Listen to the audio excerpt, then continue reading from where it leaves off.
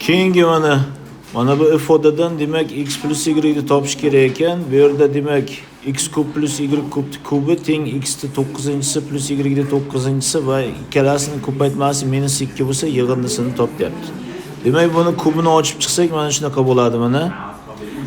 Demak, x ni 9-si plus 3x ni 6-si y ni 3-si plus 3x kub y ni 6-si plus y ni 9-si teng x ni 9-si y ni 9-si. Bu yerda ular qisqarib ketgandan keyin demak, o'rtadagi ikkita ifodadan 3x kub y kubni qavsdan tashqariga chiqarib, x y ni kubini o'rniga -8 qo'yib yorsak, -24 ko'paytirilgan endi kublar yig'indisini yana ochib chiqsak, mana shunaqa ko'rinishda bo'ladi. Endi ikkala qismini -24 ga bo'lib yorsak, x plus y 0 yoki bu ikkinchi qavsning ichini demak x plus y kvadrati -3x y teng 0 deb ishlasak, bu yerda buni kvadrati teng -6 bo'lib qoladi. Endi bu yerda bilamizki, bu kompleks yechimga ega bo'ladi. Shuning uchun endi hamma yechimini topadigan bo'lsak, x plus y 0 yoki x plus y teng demak plus minus ildiz ostida 6 ay bo'lar ekan. Demak, bizlarni kuzatishda davom eting. Rahmat. Mana keyingi funksional tenglama endi f at x chiziqli bo'lsa deyapti, o'shani top deyapti. Mana chiziqliligidan foydalanib uni umumiy ko'rinishda yozadigan bo'lsak, demak f at x'imiz ax plus b ko'rinishda ekan. Demak, argumentlarni qo'yib tenglashtiramiz. Tenglashtirganda ham aynan tenglashtiramiz. Demak, bu yerda endi a ko'paytirilgan x plus 2 plus b plus x o'rniga x kvadrat qo'ysak, a ko'paytirilgan x kvadrat plus b teng x kvadrat plus x plus 14 bo'ladi. Endi kvadrat hadga teng bo'lishi uchun a teng 1 bo'ladi. A ni 1 ga tenglab, endi qolganini mana yozib chiqsak, demak b teng 6 bo'ladi. Demak, umumiy ko'rinishi chiziqli funksiyamizda x plus 6 bo'lar ekan. Demak, f at x teng x plus 6. Rahmat. Milliy sertifikat keyingi irratsional tenglama. Buni x da aniqlanish sohasini qaraymiz. Bu nima bo'ladi? X'imiz strogo 0 dan katta bo'ladi. Ikkala qismini ildiz osti x ga ko'paytirish bilan demak mana quyidagini yozamiz. Ko'paytirsak nima bo'ladi? X plus ildiz ostida x kvadrat plus 42x teng 7 bo'ladi. Endi x ni o'ng tarafga o'tkazib, ikkala qismini kvadratga ko'tarsak, mana x kvadrat ildiz ostida plus 42x teng 7 minus x. Ikkala qismini kvadratga ko'tarib yozamiz. X kvadrat plus 42x teng 49 minus 14x plus x kvadrat. X kvadratlar qisqarib ketgandan keyin 14x ni chapga olib o'tamiz. 56x teng 49 ligidan buni 7 ga qisqartirsak 7 taqsim 8 chiqar ekan. Demak, bizni kuzatishda davom eting. Biz bilan yuksak natijalarni zabt eting. Rahmat. Milliy sertifikat matematika tenglama nechta haqiqiy yechimga ega deb A qismida so'rayapti. B qismida esa tenglamaning haqiqiy ildizlari ko'paytmasini toping deyapti. Demak, siz o'z yechimingizni izohlarda qoldiring, biz esa mana yechimimizni boshlaymiz. Berilishini xuddi shunday ko'chirib yozamiz. Mana yechim qanday bo'lsa shunday yozib olamiz. Demak, mana ozgina joy tashladim, chunki ikkala qismini 10 ga ko'ra logaritmlab yuboramanda va LGX ni t deb belgilashga kiritaman. Shunda endi logaritm xossasiga ko'ra LGX ko'paytirilgan LGX plus 7 teng LG10 bu 1 bo'ladi. 4 ko'paytirilgan LGX plus 1 bo'ladi. Endi belgilashni kiritsak, v teoremasiga ko'ra t teng -4 va 1 chiqadi. Bundan birinchi yechim 10 darajasi -4, ikkinchi yechim 10 darajasi 1, ya'ni 10 bo'ladi. Demak, bu tenglamamiz ikkita haqiqiy yechimga ega ekan. B'sida istagingda bo'lsa, demak ularni ko'paytmasini so'ragandi. Shuning uchun 10 darajasi -4 ni 10 darajasi 1 ga ko'paytirsak 1 taqsim 1000 bo'lar ekan. Demak, mana javob ikkinchisiniki 1 taqsim 1000. Bizni kuzatishda davom eting. Rahmat. Oddiy tenglama mana shu yerda demak tenglamani yeching deyapti. Biz quyidagi ko'rsatkichli ifodalar xossalardan foydalanamiz. Mana asos bir xil bo'lganda darajalar qo'shiladi, darajasi ko'paytma bo'ladi. Endi misolda yechimga o'tsak. Demak, birinchi qo'shiluvchi 2 ni 38-siga indamadik, 4 ni 2 ni kvadrati dedik. Shuning uchun bu 2 ni kvadratining 19-darajasi bo'ladi. 8 da xuddi shuni 2 ning kubining 13-si bo'ladi. 16 ni esa 2 ning 4-si deb oldik. Endi 2 ning 38-sini 2 ning 38-darajasiga 2 uni qo'shsak nima bo'ladi? Mana bu yerda uni boshqa rang bilan mana yozib olamiz. Bu 2 da 2 ning 38-si bo'ladi. Yuqorida aytganimizdek darajalar qo'shilib bu 2 ning 39-si bo'ladi. Endi bu ikkalasi qo'shilib 2 ning nima? 40-si bo'ladi. Demak, chap tarafda 2 ning 40-si teng, demak 2 ning 4x-si bo'ldi. Bundan esa 40 teng 4x, ikkala qismni 4 ga bo'lib yuborish bilan x teng 10 ekanligi kelib chiqadi. Rahmat. Milliy sertifikat matematika bugungi testlardan tahlilini boshlaymiz. Restoranda 8 xil mayonezli, 5 xil piyozli va 2 xil ham mayonezli, ham piyozli salat bor deyapti. Agar restoranda 14 xil salat tayyorlansa, necha xil salat mayonezsiz ham piyozsiz bo'ladi deyapti. Endi hammasi bu 14 ta bo'lsa, bu mayonezli 8 ta, piyozli 5 ta bo'lsa, kesishmasi 2 ta. Ya'ni mayonezi ham, piyozi ham bor bo'lsa, demak hammasini hisoblasak bu yerda endi 8 plus 5 minus 2, chunki 2 tani biz unda ham bunda ham sanadik. 11 ta salat bo'lar ekan.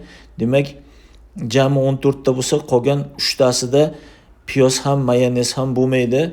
Demak, javob nima bo'lar ekan?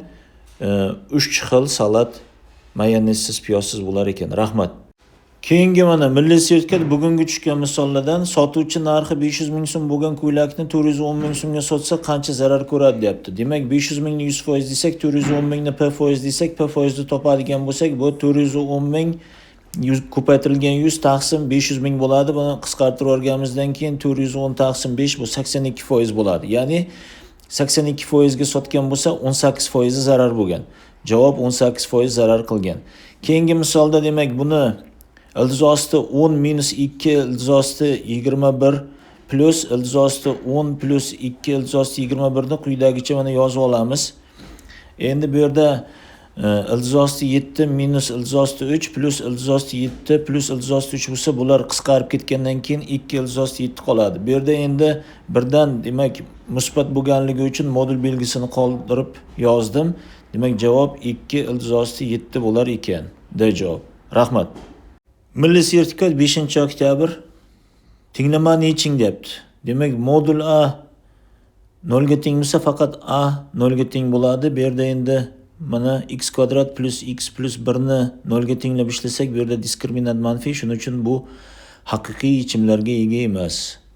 Demak, javob D bo'lar ekan. Keyingisi a kvadrat plus 1 taqsim a kvadrat teng 7 bo'lsa, a musbat bo'lsa, demak biz a plus 1 taqsimani t deb belgilasak, t ham musbat bo'ladi, chunki a musbat bo'lgandan keyin.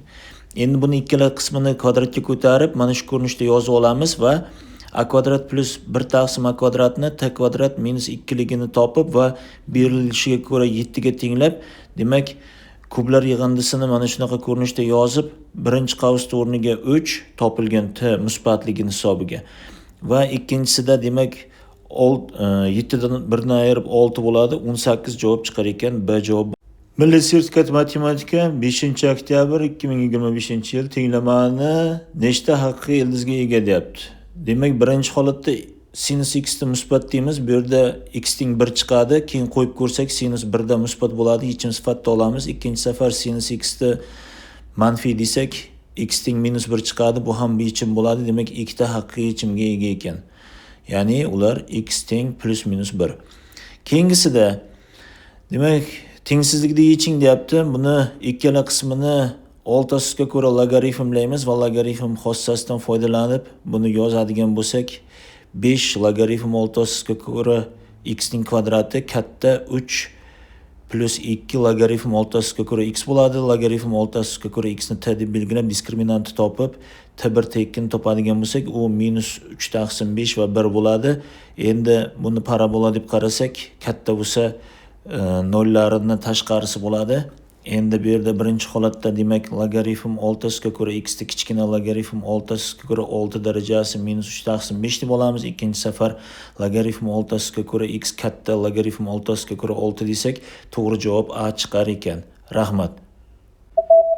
Milliy sertifikat matematika 5-oktyabr 2025-yil. Birinchi bilan oxirgisini va o'rtadagilarni ko'paytirsak, mana shunaqa ko'rinishga kelamiz va x kvadrat plus 3x ni t deb belgilab, boshqatdan ochib chiqsak t kvadrat plus 2t bo'ladi. Buni esa to'la kvadrat ajratish bilan t plus 1 ning kvadrati minus 1 deb yozamiz. Endi buni ko'rib turibsizki, eng kichik qiymati minus 1 bo'ladi. Qachon desangiz, t minus 1 ga teng bo'lganda. Endi ketirib o'rniga qo'yib tekshirib ko'rsak, x kvadrat plus 3x plus 1 0 ga teng bo'la oladi. Shuning uchun D javob bo'lar ekan, minus 1. Keyingisiga o'tamiz. Bu yerda endi belgilash kiritib yotmaymiz, chunki x kubning t deb belgilab ishlasa bo'ladi. Endi to'g'ridan-to'g'ri x kub teng diskriminant hisobladik, ikkita o'rniga qo'ydik. Demak, kubik ildizdan chiqarsak, bu kubik ildiz ostida minus ildiz osti 2001 plus minus 45 taqsim 2 bo'ladi. Ikkita haqiqiy yechimga ega ekan. To'g'ri javob A bo'lar ekan. Rahmat. Milliy sertifikat 5-oktyabr 2025-yil tenglamani yeching deyapti. Buni birinchi usuli, endi buni oldin Instagram sahifamizda shunga o'xshash misollarni ko'pini ishlaganmiz. Keyin oldin ham aytib o'tganmiz, masalan, o'sha Instagram sahifamizda to'liq ko'rib chiqsangiz, A olishingiz tayin bo'lib qoladi. Agar kelib turib biz bilan ozgina offline shug'ullansangiz, A+ olish ham muammo bo'lmaydi. Demak, birinchi usul tushunarli. Bu Instagram sahifamizda oldin ham qaradik. Ikkinchi usulga o'tsak, mana buni kvadratga ko'taramiz ikkala qismini. Demak, bu 9 minus ildiz osti x teng 81 minus 18x plus x kvadrat bo'ladi. Endi bir antiqa mana 9 ni z deb belgilab, buni endi mana shunaqa ko'rinishda yozib olamiz. Ya'ni 81 da endi z kvadrat deymiz. Mana bu yerda mana 9 ni qavsdan tashqariga chiqarib o'rniga z qo'ydik. Endi buni z ga nisbatan kvadrat tenglama deb diskriminant hisoblasak, bular qisqarib ketgandan keyin 2 ildiz osti x minus 1 ning kvadrati bo'ladi. Z larni topsak, demak mana yozamiz. Bo'lingan 2. Endi plus bo'lganda demak birlar qisqarib ketadi. Z1 x plus ildiz osti x chiqadi. Endi z ni o'rniga 9 qo'yib buni ishlasak, ildiz osti x teng minus 1 plus minus bo'ladi aslida, lekin ildiz osti x manfiy bo'lmagani uchun plusligini olamiz. Ikkinchi safar z2 ni topganimizda yana o'rniga 9 qo'yish bilan x minus ildiz osti x minus 8 teng 0 da, bunda ham ildiz osti x musbat bo'lgani uchun 1 plus ildiz osti 33 taqsim 2 deb olamiz. Demak, bu yerda ikkita haqiqiy yechim bo'lar ekan. Demak, A qismini bajardik. Ikkita haqiqiy yechimga ega. Endi tenglama ildizlari yig'indisini topadigan bo'lsak, demak x1 ni topsak, bu shuni kvadrati, bu esa buni kvadrati bo'ladi, chunki ildiz osti x lar topgandik. Demak, buni yozib qo'ydik esdan chiqmasligi uchun ikkitaligini. Endi buni ochib yozsak, demak 38 minus 2 ildiz osti 37 plus 34 plus 2langani taqsim 4 bo'ladi, chunki 2 ni kvadrati bo'ladi, umumiy maxraj 4 bo'ladi. Endi 2 ga qisqartirish bilan 36 plus ildiz osti 33 minus ildiz osti 37 taqsim 2 bo'lar ekan. Bizni kuzatishda davom eting. Rahmat.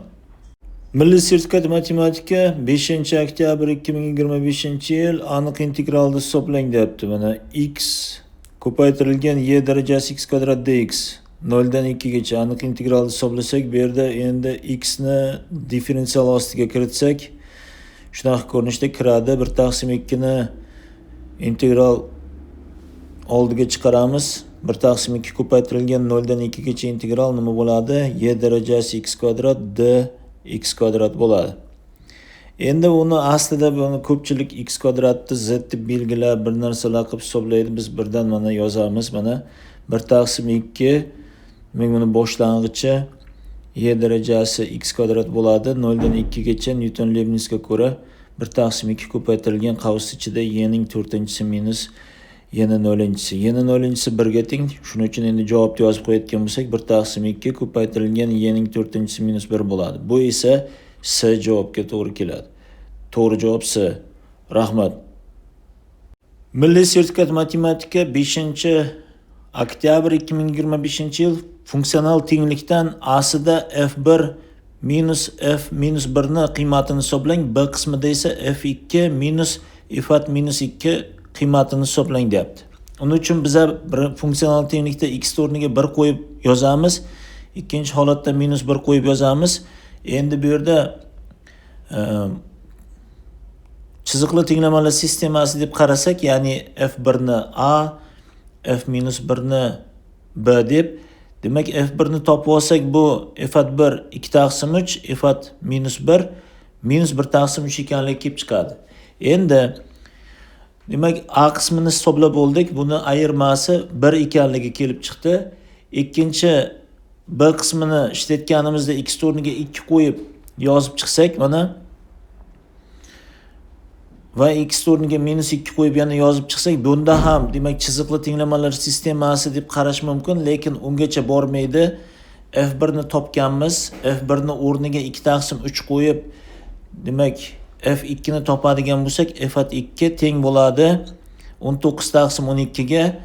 Demak ikkinchi tenglikda ham f1 ning qiymati bor, uni o'rniga qo'yib f1 2 ni hisoblaydigan bo'lsak, bu minusdan 17 taqsim 12 chiqadi. Demak 19 taqsim 12 minus 17 taqsim 12 36 taqsim 12 bo'lib, demak buni javobi 3 chiqar ekan. Demak endi shu javoblarni yozib qo'yish qoldi. A sini javobi 1, B sini javobi 3 ekan. Bizni kuzatishda davom eting. Rahmat. Milliy sertifikat geometriya 5-oktyabr 2025-yil. ABCD trapetsiya diagonallari Y nuqtada kesishadi. Bunda Y'da 2 ta BY'ga teng. Trapetsiyani to'liq yuzasi 162 cm kvadrat bo'lsa, bo'yalgan soha yuzasini toping. Ya'ni uchburchak BYA ni yuzasini topish kerak. Endi biz bilamizki, demak diagonallar kesishib 2/1 nisbatda bo'lingan bo'lsa, mana bu BCO bilan AOD uchburchaklar o'xshash bo'ladi. O'xshashlik koeffitsiyenti 2 ga teng bo'lgandan keyin buni yuzasini S deb olsak, bu 4S bo'ladi. Endi buni yuzasini S deb olsak, diagonallar nisbati 1 ga 2 bo'lganligi uchun BOA ni yuzasi 2S, xuddi shunday uchburchak COD ni ham yuzasi 2S bo'ladi. Jami 9S bo'ladi. 9S esa shartga ko'ra 162 cm kvadratga teng. Shuning uchun endi buni tenglashtirib olib S ni 18 cm kvadratligini topamiz. Endi BAO ni yuzasi 36 cm kvadrat bo'lar ekan. Demak to'g'ri javob C bo'ladi. Rahmat. Milliy sertifikat geometriya 5-oktyabr 2025-yil. ABC uchburchakda ABA'si tomonlarida DE nuqtalar shunday olinganki, BD 3 ta ADga, CE 4 ta AEga teng bo'lsa va BFC uchburchakda yuzasi 144 ga teng bo'lsa, butun katta ABC uchburchakda yuzini topish kerak ekan. Biz buning uchun nima qilamiz? Mana belgilab oldik. AF ni tutashtiramiz. Bu S bo'lsa bu 3S, bu T bo'lsa bu 4T bo'ladi. Endi ABY uchburchakda yuzasi bilan BYS uchburchakda yuzasining nisbati 1/4 bo'ladi. Xuddi shunday 5T plus S taqsim 144 plus 3S bu ham 1/3 ga teng bo'ladi. Bu yerda endi buni hisoblasak 4S teng 36 ga va 5T teng 48 ga ekanligi kelib chiqadi. Endi ABC uchburchakda yuzasi 4S plus 5T plus 144 bo'lsa, buni o'rniga qo'yib hisoblasak 228 demak santimetr kvadrat bo'lar ekan. Bizni kuzatishda davom eting. Rahmat. Mana keyingi geometrik masala, chorak doira berilgan va unga mana chizmadagidek kvadrat shunday chizilgan. Demak chorak doira kvadratni tomonlarini, qo'shni tomonlarini, o'rtalarini kesib o'tgan bo'lsa, keyin mana kvadratni bitta tomonini diametr qilib yarim doira chizilgan va uni yuzasi 10 ga teng bo'lsa, ko'k sohani yuzasini topish kerak. Bu yerdan biz r kvadratni topib oldik. Ya'ni mana Pifagor teoremasini qo'lladik. 4r kvadrat plus r kvadrat teng katta r kvadrat bo'ldi. Katta r kvadrat chorak doirani radiusi. Endi bu yerdan r ni 10 taqsim ildizosti pi ga tengligidan 25 ligini topdik. Endi 10 dan ayirsak 15 bo'lar ekan. Ya'ni ko'k sohani yuzasi 15 birlik kvadrat bo'lar ekan. Matematika keyingi qiziqarli geometrik masala. To'g'ri burchakli uchburchak berilgan, B uchidan o'tkazilgan bisektrisa A'si katetni uchidan boshlab hisoblaganda 8-10 kesmalarga ajratsa, bisektrisaning xossasidan demak proporsional qismlarga ajratadi. B'si 4x bo'lsa, gipotenuza 5x bo'ladi. Pifagor teoremasini yozdik. Bu yerdan demak 9x kvadrat teng 18 kvadrati bo'ladi. X ni topadigan bo'lsak, demak x kvadrat teng 36 bo'ladi mana. Demak x teng 6 ekan. Demak x teng 6 desa, B'si katetni uzunligi 24 bo'ladi. Endi A, B, D uchburchak yuzasini topish uchun demak balandlik bo'lib qolyapti. Endi balandlik bir tashqariga tushyapti. Shuning uchun demak buni nima deymiz? 10 ko'paytirilgan balandlik 24 bo'lsa, 2 ga bo'lsak, uchburchak yuzasidagi 2 121 kvadrat bo'lar ekan. Rahmat. Matematika keyingi geometrik masala mana shunaqa trapetsiyaga demak muntazam uchburchak, qizil muntazam uchburchak ichki chizilgan bo'lsa, uni yuzasini toping deyapti chizmaga ko'ra. Demak mana bu A, Y, D uchun sinus alfani yozsak, bu 3 taqsim A. Endi A gipotenuza bo'lyapti. B, Y, S uchun esa sinus 120 gradus minus alfa 4 taqsim A bo'ladi. Demak sinus 120 gradus minus alfani ochib chiqsak, mana shunaqa ko'rinishda bo'ladi. Sinus 120 gradusimiz bu ildiz 3 taqsim 2. Kosinus alfani topadigan bo'lsak, bu ildiz ostida endi plus minus, bu yerda plusini olamiz. 1 minus sinus kvadrat bo'ladi. Demak mana yozsak, buni kvadratga ko'tarsak nima bo'ladi? 3a kvadrat teng 25 ga 27 qo'shilsa 52 bo'ladi. Demak endi muntazam uchburchakda yuzasi a kvadrat ko'paytirilgan ildiz 3 taqsim 4 ligidan demak shuni yozamiz mana. Endi a kvadratni o'rniga qo'ysak, ildiz 3 taqsim 4 ko'paytirilgan 52 taqsim 3 bo'lsa, 52 ni 4 ga qisqartirsak 13 ildiz 3 taqsim 3 bo'lar ekan. Endi birlik kvadrat. Matematika keyingi geometrik masala. A, B, S to'g'ri burchakli uchburchakka A, B katetni diametr qilib shunaqa ichki yarim doira chizilgan bo'lsa, uning radiusini topish kerak. Osini o'tkazsak, demak bu CD 12 bo'ladi. Demak BS 14 bo'ladi, bu gipotenuza.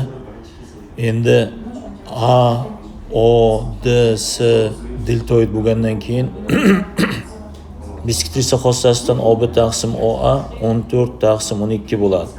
OBni topganmiz Pifagor teoremasidan o'rniga qo'ysak, demak ildiz r kvadrat plus 4 taqsim r teng 14 taqsim 12 bo'ladi. 2 ga qisqartirib ikkala qismini kvadratga ko'tarsak, r kvadrat plus 4 taqsim r kvadrat teng 49 taqsim 36 bo'ladi.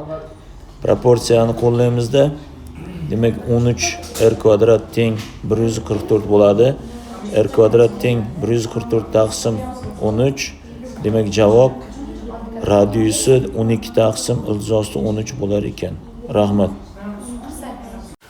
Mana keyingi geometrik masala, kvadratlar berilgan, ikkalasi ham kvadrat ekan. Keyin demak bu yerda dy 15 ildiz 2 ga, sy 17 ga teng bo'lsa, mana rozoviy kvadratni yuzini topish kerak ekan. Mana qulay qilib mana qo'yib olamiz birinchi yaxshilab mana. Ana endi uni ishlaydigan bo'lsak nima bo'ladi qarang. Demak mana bu yerda DB diagonalda o'tkazsak, bu ikkala kvadratlarga ham umumiy diagonal bo'ladi. Endi dy 15 ildiz 2 ligidan demak mana bu K nuqta deb bo'lsak, bu 15, bu ham 15 bo'ladi. Demak SC ham 15 bo'ladi. Endi Pifagor teoremasiga ko'ra a kvadrat plus 15 kvadrati 17 ni kvadratiga teng. Endi javobni yozib qo'ysak, rozoviy kvadrat yuzasi a kvadrat bu 64 cm kvadrat bo'lar ekan. Rahmat. Keyingi mana bu ifodadan demak x plus y ni topish kerak ekan. Bu yerda demak x kub plus y kubi teng x ni 9-si plus y ni 9-si va ikkalasining ko'paytmasi minus 2 bo'lsa, yig'indisini top deyapti. Demak buni kubini ochib chiqsak mana shunaqa bo'ladi mana. Demak, x 9-si plus 3x 6-si y 3-si plus 3x kub y 6-si plus y 9-si teng x 9-si y 9-si. Bu yerda ular qisqarib ketgandan keyin demak o'rtadagi ikkita ifodadan 3x kub y kubni qavsdan tashqariga chiqarib x y kubini o'rniga -8 qo'yib yorsak, -24 ko'paytirilgan endi kublar yig'indisini yana ochib chiqsak mana shunaqa ko'rinishda bo'ladi. Endi ikkala qismini -24 ga bo'lib yorsak x plus y 0 yoki bu ikkinchi qavsning ichini demak x plus y kvadrati -3x y teng 0 deb ishlasak, bu yerda buni kvadrati teng -6 bo'lib qoladi. Endi bu yerda bilamizki bu kompleks yechimga ega bo'ladi. Shuning uchun endi hamma yechimini topadigan bo'lsak x plus y 0 yoki x plus y teng demak plus minus ildiz osti 6 ay bo'lar ekan. Demak bizlarni kuzatishda davom eting. Rahmat. Mana keyingi funksional tenglama endi f at x chiziqli bo'lsa deyapti, o'shani top deyapti. Mana chiziqliligidan foydalanib buni umumiy ko'rinishda yozadigan bo'lsak, demak f at x'imiz ax plus b ko'rinishda ekan. Demak argumentlarni qo'yib tenglashtiramiz. Tenglashtirganda ham aynan tenglashtiramiz. Demak bu yerda endi a ko'paytirilgan x plus 2 plus b plus x o'rniga x kvadrat qo'ysak a ko'paytirilgan x kvadrat plus b teng x kvadrat plus x plus 14 bo'ladi. Endi kvadrat xatga teng bo'lishi uchun a teng 1 bo'ladi. A ni 1 ga tenglab endi qolganini mana yozib chiqsak, demak b teng 6 bo'ladi. Demak umumiy ko'rinishi chiziqli funksiyamizda x plus 6 bo'lar ekan. Demak f at x teng x plus 6. Rahmat. Milliy sertifikat keyingi irratsional tenglama. Buni x da aniqlanish sohasini qaraymiz. Bu nima bo'ladi? X'imiz strogo 0 dan katta bo'ladi. Ikkala qismini ildiz osti x ga ko'paytirish bilan demak mana quyidagini yozamiz. Ko'paytirsak nima bo'ladi?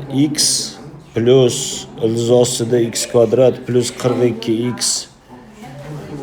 teng 7 bo'ladi. Endi x ni o'ng tarafga o'tkazib ikkala qismini kvadratga ko'tarsak mana x kvadrat ildiz ostida plus 42x teng 7 minus x ikkala qismini kvadratga ko'tarib yozamiz. X kvadrat plus 42x teng 49 minus 14x plus x kvadratlar qisqarib ketgandan keyin 14x ni chapga olib o'tamiz. 56x teng 49 ligidan buni 7 ga qisqartirsak 7 taqsim 8 chiqar ekan. Demak bizni kuzatishda davom eting, biz bilan yuksak natijalarni zabt eting. Rahmat. Mana qiziqarli geometrik masala. Muntazam uchburchaklar yonma-yon qo'yilgan. Birinchisiniki yuzasi 9 ga teng, ikkinchisi 1 ga, keyingisi 4 ga teng bo'lsa, bo'yalgan qizil uchburchakning yuzasini topish kerak ekan. Muntazam uchburchaklarning yuzalari berilgan bo'lsa, demak ularning tomonlarini topamiz. Mana A, B, C deb belgiladik va ularni topdik. Mos holda har bitta muntazam uchburchak uchun balandliklarni ham topdik. Endi bo'yalgan uchburchak sohani yuzasini topish uchun katta A, B, F, Y trapetsiyadan A, B, D, C va C, D, F, Y trapetsiyalarini ayirish kerak ekan. Demak mana trapetsiyani balandligi bor.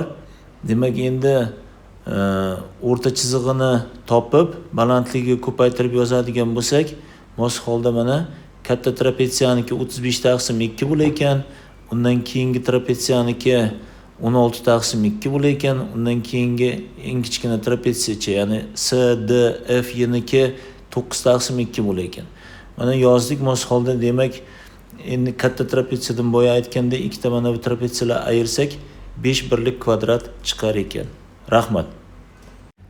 Keyingi geometrik masala teng yonli trapetsiya berilgan. Yon tomoni 5 ga, asoslari 5 va 10 ga teng bo'lsa, diagonalining uzunligini topish kerak. Demak biz mana shuni tushirsak, o A, B, C, D trapetsiya deb olsak, keling bu Y bo'lsa, A Y 2,5 bo'ladi, Y da 7,5 bo'ladi.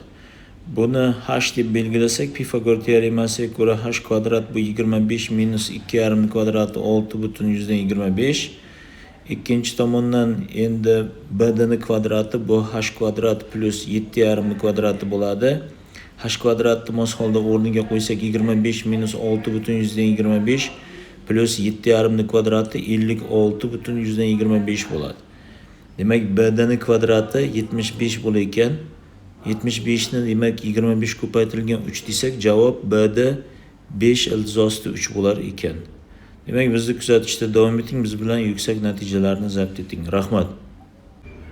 Matematika milliy sertifikat geometriyadan tushgan misol ABC to'g'riburchakli uchburchakda AB katetimiz 3 ga, BC katetimiz 4 ga teng bo'lsa, gipotenuza 5 ga teng bo'ladi. Endi BM mediana o'tkazilgan gipotenuzaga, demak, mediana uzunligi gipotenuzani yarmiga teng bo'ladi. Shuning uchun buni yozadigan bo'lsak, AM, BM, MC'lar teng bo'ladi va har qaysi 2,5 dan bo'ladi. Endi biz nimani topishimiz kerak? Hosil bo'lgan uchburchaklarga aylanalari ichki chizilgan bo'lsa, ularning radiuslari nisbatini topishimiz kerak. Demak, endi R1 ni topadigan bo'lsak, bu 2s taqsim P perimetr bu yerda. Demak, bunda 2s 6 ga teng perimetr 2,5 3 qo'shsak 8 bo'ladi.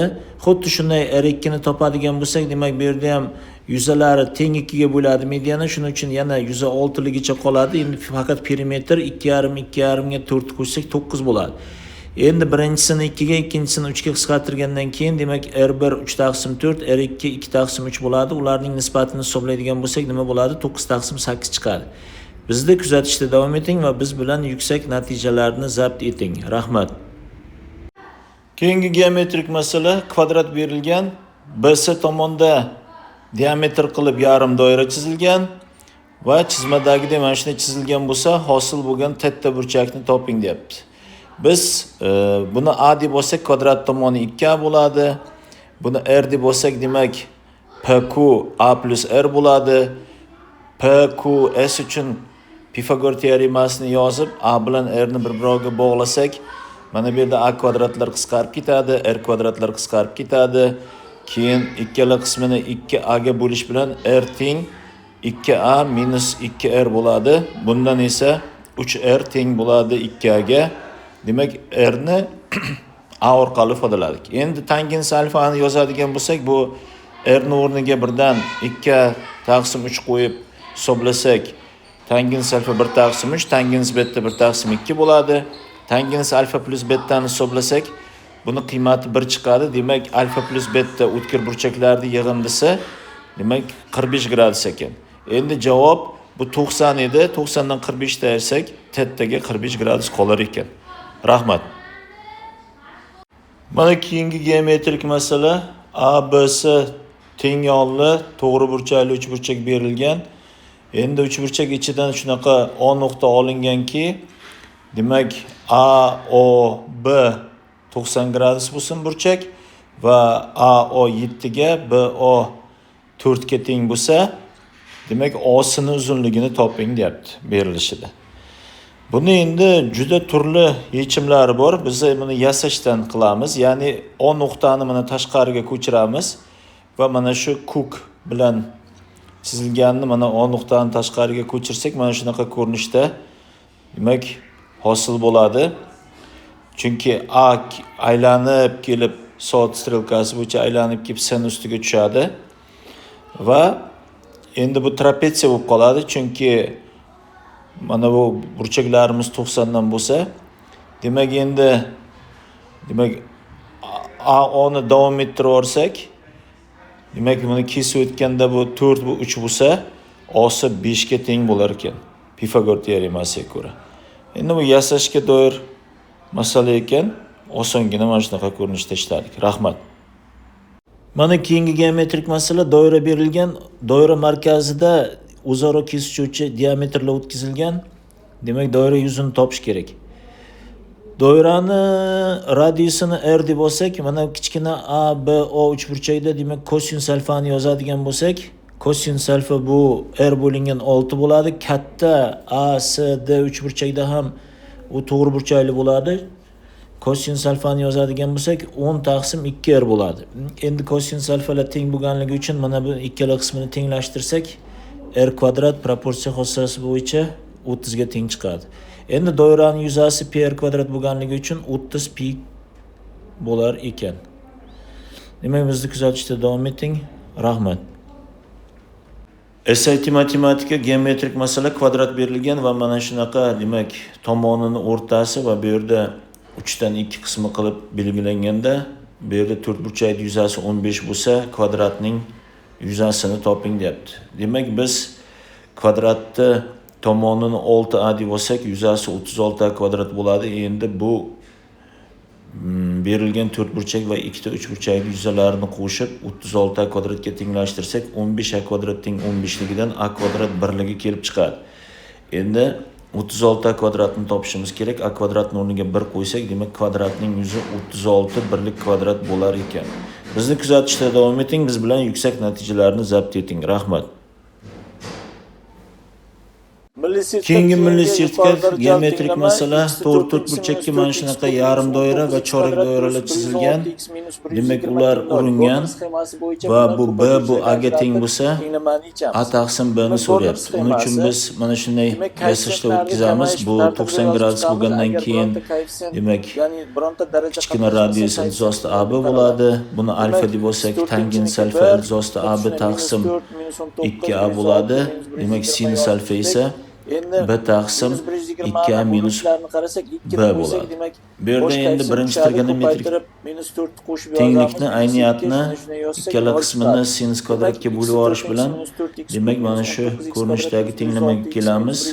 Bu yerda endi umumiy makhraj berib daraja bittaga ishlaganimizda b kvadrat plus 4ab teng 4a kvadrat minus 4ab plus b kvadrat bo'ladi. B kvadratga qisqarib ketib, demak, mana shuni soddalashtirib, ya'ni qavsdan tashqariga 4a ni chiqarsak, a teng 0 va a teng 2b ekanligi kelib chiqadi.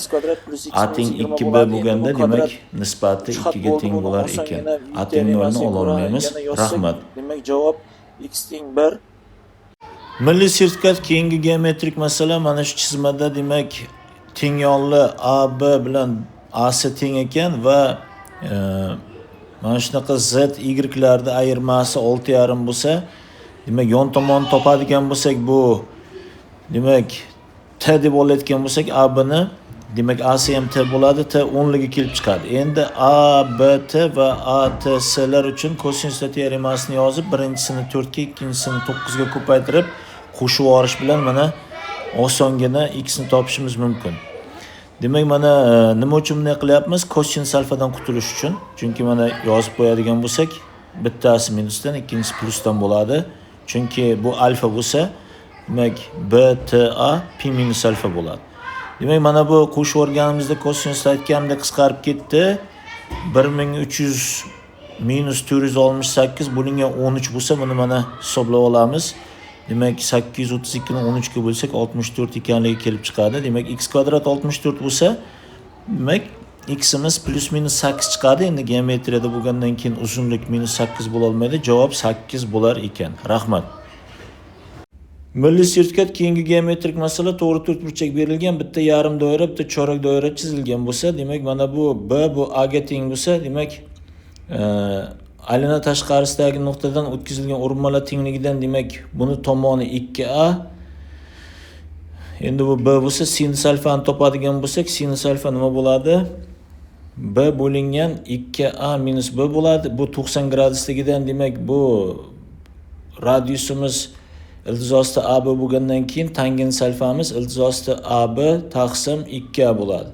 Endi birinchi trigonometrik tenglamani yozib, ayniyatni yozib, ikkala qismini sinus kvadratga bo'lib yuborish bilan va o'rniga qo'yish bilan 1 plus 4a kvadrat taqsim AB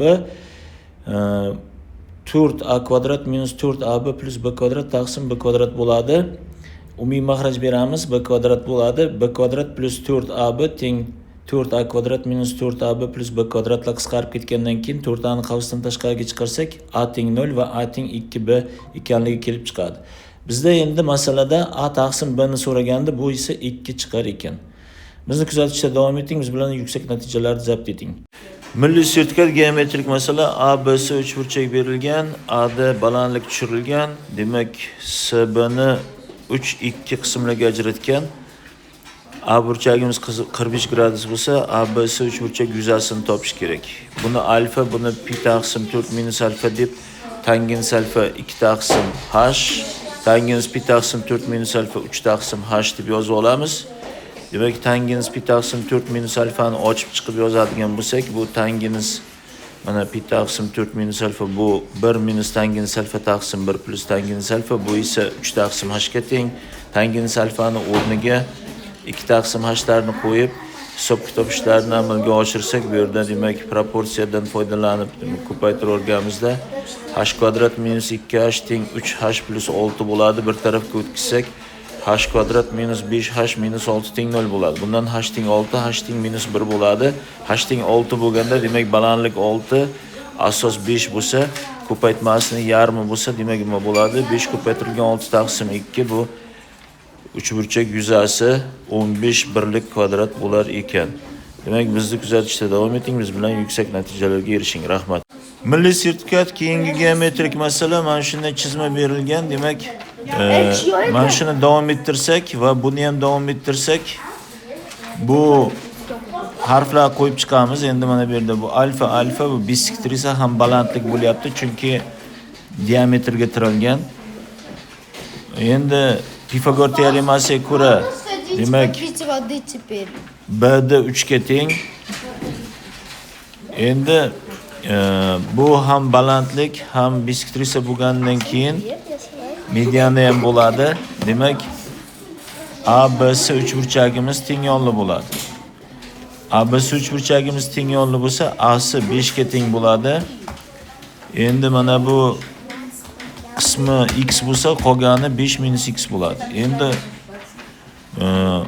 uchburchak tashqarisidagi nuqtadan o'tkazilgan kesuvchilar xossasi bu o'xshashlikdan oson kelib chiqadi.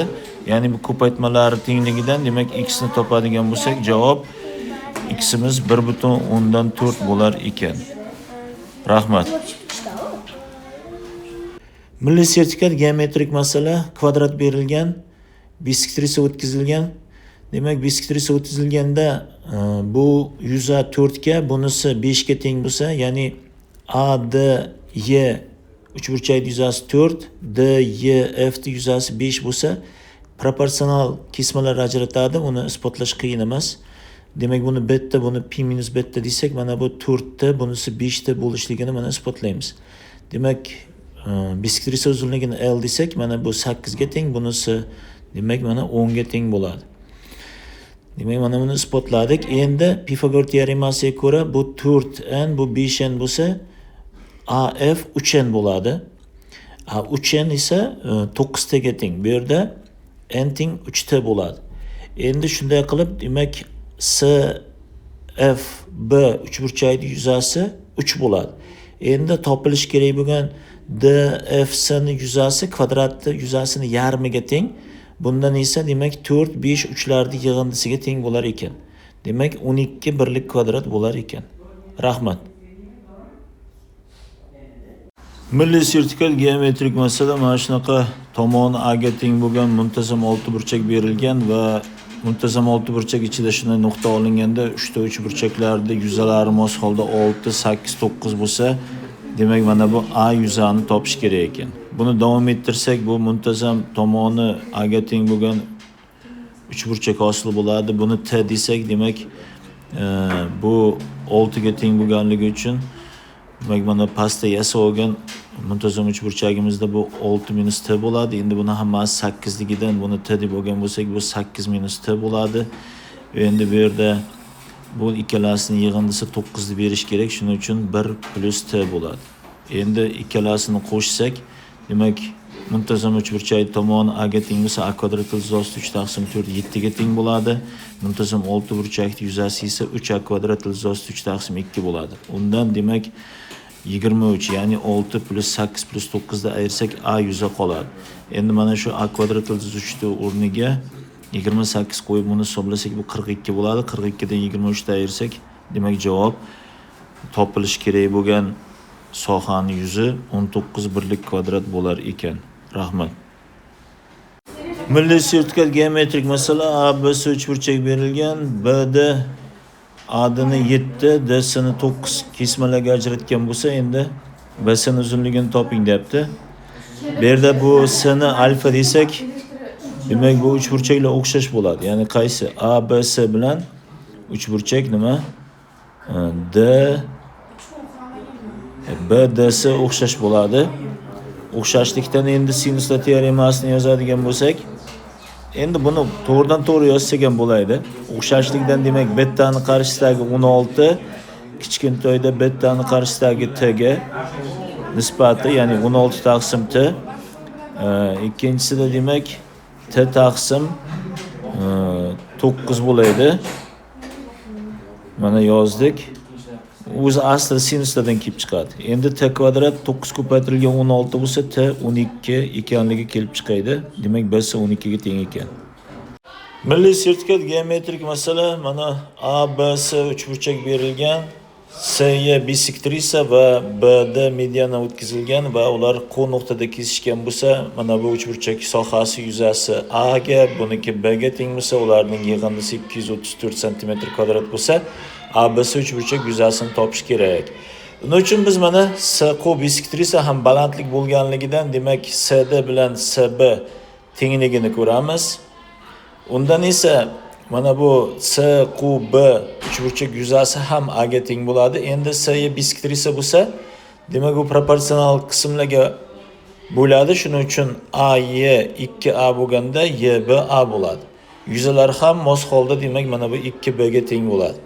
Endi bu mediana bo'lgani uchun demak ADQ ham A ga teng bo'ladi. Endi buni javobni yozadigan bo'lsak, demak A'larni sanasak 3 ta A, B'larni sanasak ham 3 ta B bo'ladi. 3 ta qavsdan tashqariga chiqarib, demak ABC uchburchakning yuzasi 3 ko'paytirilgan 234 bo'lar ekan. Buni hisoblasak, demak bu 702 cm² bo'lar ekan. Rahmat.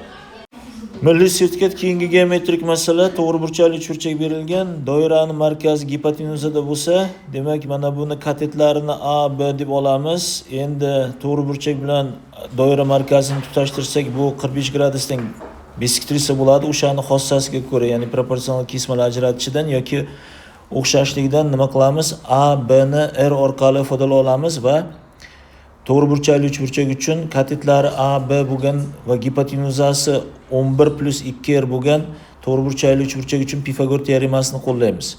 Endi bu yerda A bilan B ni kvadratlari yig'indisini yozadigan bo'lsak, mana buni qavsdan tashqariga chiqarsak, bu bilan bu qisqarib ketadi. Endi umumiy maxraj berib yozganimizda mana R kvadratni ko'paytiramiz. Kvadratlar yig'indisini ochib yozdik. Ikkala qismini bu yerda 1 qolgan qisqargandan keyin shuni kvadrati bo'ladi. Endi buni ochib soddalashtirib chiqsak, r ning 4-chi minus 96 r kvadrat minus 528 r minus 576 teng 0 bo'ladi. Gardner sxemasiga ko'ra 576 ni bo'luvchilardan biri 12 bo'lsa qo'yib ko'rsak, demak bu 0 ga erishadi. Endi e'tibor bergan bo'lsangiz, darajasi bitta tushadi. Hamma koeffitsiyentlar plusdan bo'lib, bu yerda 0 yo'q. Demak r teng 12 bo'lar ekan. Rahmat. Milliy sertifikat mana shuni ikkita aylana berilgan va o'rtada kvadrat chizilgan bo'lsa, o'sha kvadratning yuzini topish kerak ekan. Mana buni birinchi mana shunaqa chizib olamiz. Kvadratni tomonini keling 2A deb olaylik. Unda nima bo'ladi? Radius 5 ligidan bu katetimiz 5 minus 2A bo'ladi. Keling mana kattaroq boshqatdan chizadigan bo'lsak, nima bo'ladi? Demak bu katetimiz 5 minus A. Demak bu yerda 5 minus 2A. Gipotenuza o'rnida 5 keladi. Shuning uchun Pifagor teoremasini yozsak, 25 teng 5 minus 2a ni kvadrati plus 5 minus a ni kvadrat. Qavslarni ochib chiqsak, demak 25 minus 20a plus 4a kvadrat plus 25 minus 10a plus a kvadrat bo'ladi. 25 ta qisqarib ketgandan keyin buni ixchamlasak va 5 ga qisqartirib olsak, a kvadrat minus 6a plus 5 chiqadi. Buni ko'paytuvchilarga ajratib yozsak, demak bu a minus 1 ko'paytirilgan a minus 5 bo'ladi. Endi a 5 ga teng bo'la olmaydi. Chunki kvadrat tomoni radiusdan katta bo'lib ketolmaydi. Tim bo'li kvadrat tomoni hozir 10 bo'lib ketadi. Shuning uchun 1 ni yechim sifatida olsak, kvadrat tomoni 2 bo'ladi va yuzasi 4 birlik kvadratga teng bo'lar ekan. Rahmat. Milliy sertifikat keyingi geometrik masala. Mana shunaqa A, B, C uchburchak berilgan. Bu yerda BAN uchun AM bisektrisa va MAC uchun AN bisektrisa. Ularning uzunliklari mos holda 5-6 ga teng. Buning uchun biz mana quyidagidan foydalanamiz. Mana bu bisektrisa o'tkazilgan bo'lsa, demak yuzalar S1, S2 ga ajralsa, bitta tomondan yuzani yozayotgan bo'lsak, 1/2 A ko'paytirilgan L ko'paytirilgan sinus beta, u ham esa 1/2 X ko'paytirilgan L ko'paytirilgan sinus alfa mos holda S2 ni yozib bo'lib yuborsak, mana shu isbot bo'ladi. Endi biskitrisani topish formulasi, buni ham isbotlash qiyin emas. O'shanga ko'ra endi shuni yozadigan bo'lsak 5 teng bo'ladi nimaga? Bu proporsional ajralishini yuqorida ko'rsatdik. Endi shuni mana oldingi formulaga ko'ra yozib ikkala tomonni kvadratga ko'tarib t kvadratni topsak bu nima bo'ladi? Demak 35 taqsim 60 bo'ladi. Bu yana 5 ga qisqarsa ildiz osti 7 taqsim 2 ildiz osti 3 bo'ladi. Endi buni z desak yana proporsional bo'lishligidan demak 6t bo'lingan z teng 5 bo'lingan x bo'lsa z ni t x orqali ifodalaymiz. Bu yerda t bizda ma'lum, ya'ni to'g'riroq x orqali ifodalaymiz va yana biskvitrisa uzunligi 6 ga teng bo'lsa AMS uchun o'shani qo'yamiz. Yuqoridagi formulani yozadigan bo'lsak, endi mos holda t kvadratni o'rniga 35 taqsim 60 ni qo'yib buni hisoblasak bu bir noma'lumli даже chiziqli tenglama bo'lib qoladi. Ikkala tomonni kvadratga ko'tarib 5 ga ko'paytirib yuborish bilan 4x teng demak 36 ko'paytirilgan 5 bo'ladi. Bu esa x teng 45 ekanligi kelib chiqadi. Rahmat. Oddiy tenglama mana shu yerda demak tenglamani yeching deyapti. Biz quyidagi ko'rsatkichli ifodalar xossalaridan foydalanamiz. Mana asos bir xil bo'lganda darajalar qo'shiladi, darajasi ko'paytma bo'ladi. Endi misolni yechimiga o'tsak.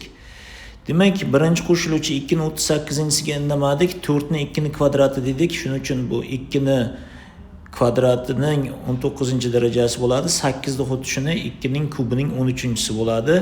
16 ni esa 2 ning 4-si deb oldik.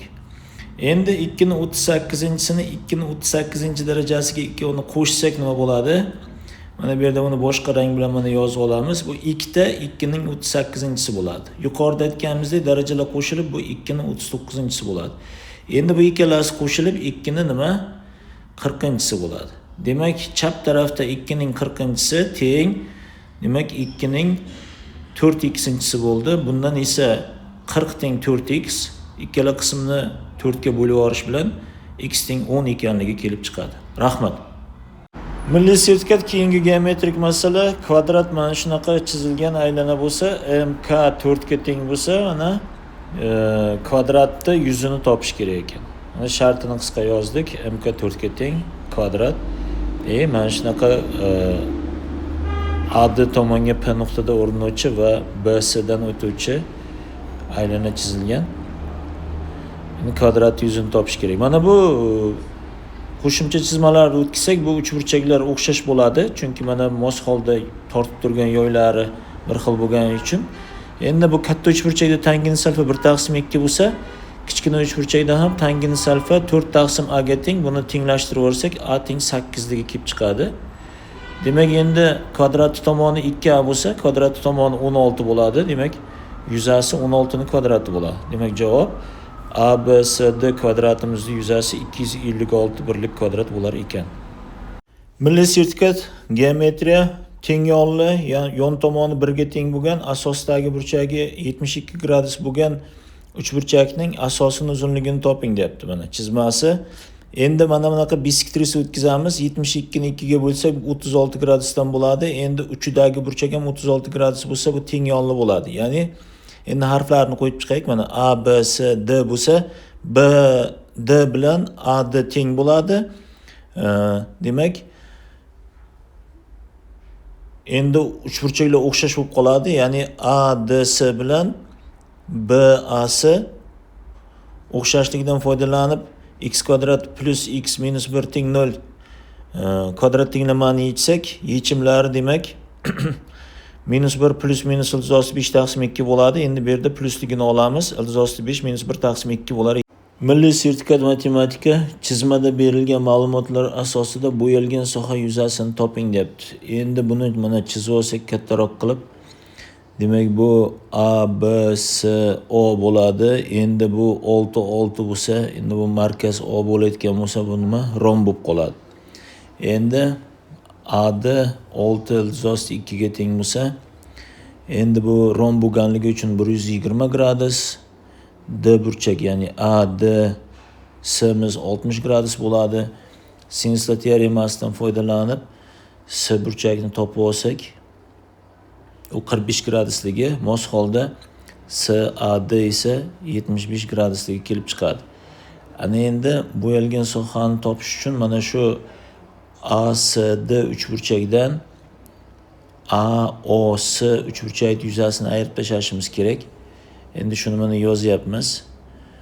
Demak, ASD uchburchak yuzasi, uni yozish uchun sinus 75 hisoblab olamiz. Keltirib qo'yganimizdan keyin demak bu 9/2, ya'ni 4,5 birlik kvadrat chiqar ekan. Demak, javob bo'yalgan soha yuzasi 4,5 birlik kvadrat bo'lar ekan. Milliy sertifikat matematika 5-oktyabr 2025-yil arifmetik progressiyaning ketma-ket hadlari bo'lsa, uchalasini yig'indisi 12ligidan o'rtadagi had 4 ga tengligi chiqadi. Demak, ikkinchisida demak bu geometrik progressiya bo'lsa, ikki chetkasini ko'paytmasi o'rtani kvadratiga teng. Shuni yozib olib turib, o'rtadagi b ni o'rniga 4 qo'ysak, mana shunaqa ko'rinishda bo'ladi. D plus minus 3 chiqadi. D 3 bo'lganda demak arifmetik progressiyamiz 1 4 7 bo'ladi, geometrik progressiyamiz 2 4 8 bo'ladi. D minus 3 ga teng bo'lganda kamayuvchi bo'lib mana shunaqa ko'rinishda bo'ladi. Demak bunda 5 bo'ladi, bunda minus 2,5 chiqadi. Demak 2 xil javob chiqar ekan.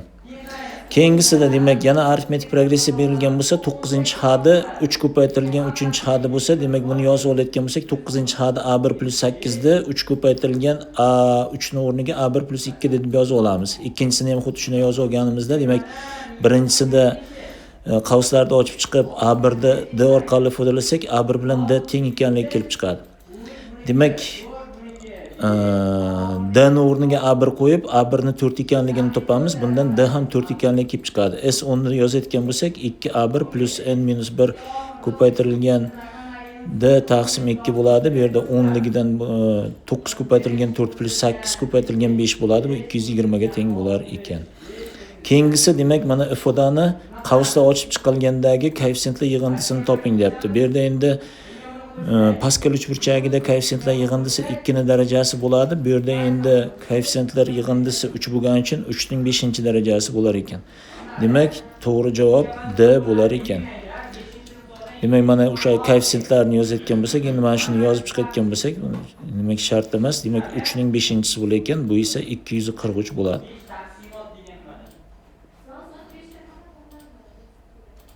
Milliy sertifikat matematika keyingi misol mana funksiya mana shunaqa ko'rinishda berilgan, mana shartlari ham bor. Demak, A taqsim B ni topish kerak. Funksiyaning eng katta qiymati m bo'lsa, ln m ni ham topish kerak. Buni mana yozib olsak, f(x) ni topib oldik. Endi mana berilgan shartlardagi tengliklarni yozamiz. Demak, mana yozganimizda f(1) bu teng f(0), bu ham teng f(0). Shartni qayta yozib oldik. Endi f(1) ni topadigan bo'lsak, bu x o'rniga 1 qo'yish bilan mana yozdik. f(0) ni topadigan bo'lsak, xuddi shuni x o'rniga 0 qo'yib yozdik, uni tenglashtirdik. Va keyingilarni ham tenglashtirdik, ya'ni f(0) bilan f(0) ni tenglashtirib, b ni 1 ekanligini va a ni -1 ekanligini topib olsak, demak a qism bajarildi, -1. Endi eng katta qiymati bo'layotgan bo'lsa m, ln m ni topadigan bo'lsak, bu y darajasida parabola shoxlari pastga qaragan bo'lganligi uchun, demak x0 teng 1/2 da eng katta qiymatga erishadi va uni hisoblasak, demak bu 1/1/4 ekanligi kelib chiqadi. Milliy sertifikat 5-oktyabr 2025-yil. Aylana berilgan, radiusi 3 ga teng parabola mana shunaqa ko'rinishda chizilgan. Demak, bu kesmani uzunligi 2 bo'lsa, parabola uchi koordinata boshidan o'tadigan bo'lsa, endi mana chizib oladigan bo'lsak, demak Pifagor teoremasiga ko'ra perpendikularni mana bu asosini topadigan bo'lsak, nima bo'ladi? Bu y teng ax kvadrat bo'ladi. Y o'rniga 2, ya'ni funksiyaning qiymatini 2 qo'yib, demak bu x0 ni topib olsak, bu Pifagor teoremasiga ko'ra 9 - 4, ya'ni ildizosti 5 bo'ladi. Undan esa a ni topib olamiz mana.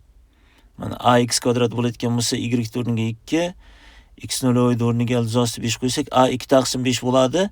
Bo'yalgan sohani yuzasi esa aniq integral 0 dan ildizosti 5 gacha 2/5 x kvadrat dx bo'ladi. Buni hisoblasak, demak mana Newton-Leibnizga ko'ra 2 ildizosti 5/3 bo'ladi. Endi s ni kesma uzunligiga kelsak, 2 ko'paytirilgan ildizosti 5 bo'ladi. Demak, bizni kuzatishda davom eting. Rahmat. Milliy sertifikat keyingi masala x minus 4 taqsim ildiz x teng 17 bo'lsa, x minus 4 ildiz x ni toping deyapti. Buni yechimi. Demak, berilishini sal o'zgartirib yozib olamiz. X minus 4 taqsim ildiz x 17 ni esa 16 plus 1 deymiz. 16 ni chap tomonga o'tkazamiz. X minus 16 teng bo'ladi. 4 taqsim ildiz x ni o'ng tarafga o'tkazamiz. Umumiy maxraj beramiz. Chap tomondagini kvadratlar ayirmasi deb yozib olamiz mana. Demak, ildiz ostida x minus 4 ko'paytirilgan ildiz ostida x plus 4 teng. Umumiy maxraj berganimizda ildiz ostida x plus 4 taqsim ildiz ostida x bo'ladi. Endi ildiz ostida x plus 4 bu 0 ga teng bo'lmaydi. Shuning uchun ikkala qismini 0 dan farqli songa bo'lib yuborish bilan ildiz ostida x minus 4 teng 1 taqsim ildiz ostida x bo'ladi. Umumiy maxraj bersak x minus 4 ildiz ostida x teng 1 ekanligi kelib chiqadi.